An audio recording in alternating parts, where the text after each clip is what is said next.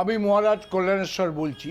কালসর্প, এই 12টা কালসর্প যোগ আছে। এই 12টা কালসর্প যোগ কিন্তু অনেক ভাবে অনেক রকম হয়। তার মধ্যে আমি 3টে যোগের কথা বলি।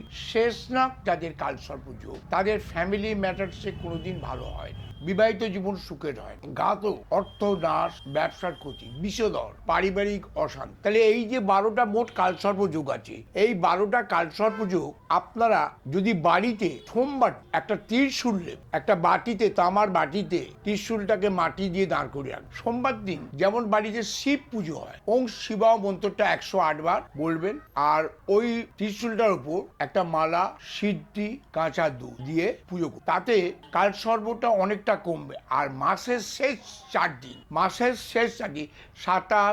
28, 29, 30, এই 4 দিন 28টা প্রদীপ, মাটির প্রদীপ কিনবেন, ঘি দিয়ে সন্ধ্যেবেলায় বা রাত্রিবেলায় 7টা করে প্রদীপ জ্বালাবেন। তার তাপ মাথায় নেবেন, ওং শিবায় নেব, ওং শিবায় 7 বার নেবেন, দুবার দিয়ালে দেবেন। আজকে 7টা হলো, তারপর দিন 7টা, তারপর দিন 7টা।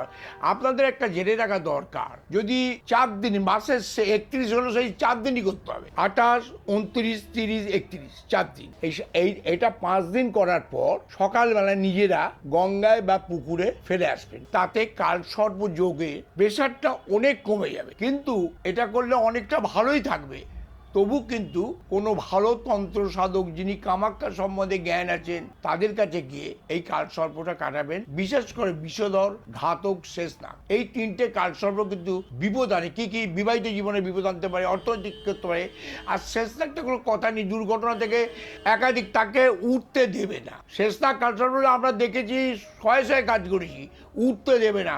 আমাদের অনেক খাটতে হয়েছে এই শেষনাগ কালসর্প যোগটা কাটে। এবং অনেকে করে কি, 12টা কালসর্প যোগ আমি কাটিয়ে দিচ্ছি। কি কালসর্প কাটাচ্ছি?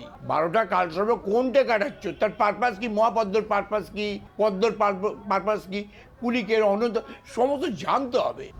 এই কালসর্প আপনাকে হলস্কোপ চার্ট থেকে বেরোবে। এই হলস্কোপ চার্ট থেকে তাকে আমরা বার করে দেখে নেবো কি কালসর্প, সেই কালসর্পে সেই কাজ। কিন্তু আমি যেটা বললাম প্রদীপ নিয়ে, এটা করলে কিন্তু অনেক ভালো থাকে। বা যদি ছেলেটি করতে না পারে, তার মা করতে পারে, মা করলেও অনেকটা কাজ হবে। এবং এখানে যে ছেলেটাকেই করতে হবে রাত্রিবেলা, এর কোনো মানে নেই। মাও করলে কাজ হবে, বাবা করলে কাজ হবে, কাকা করলে কাজ হবে। এটা কিন্তু বাড়ির লোক করলে, কিন্তু কোনো ব্রাহ্মণ দিয়ে করলে হবে না। এটা কিন্তু ব্রাহ্মণের কাজ নয়, ব্লাড কানেক্টেড রিলেশনের ওপর কাজ হবে। এটা করলে অনেকটা ভালো ফল আপনারা পাবেন। 45 দিন বাদই তার সুরাও রিপোর্ট পাবেন।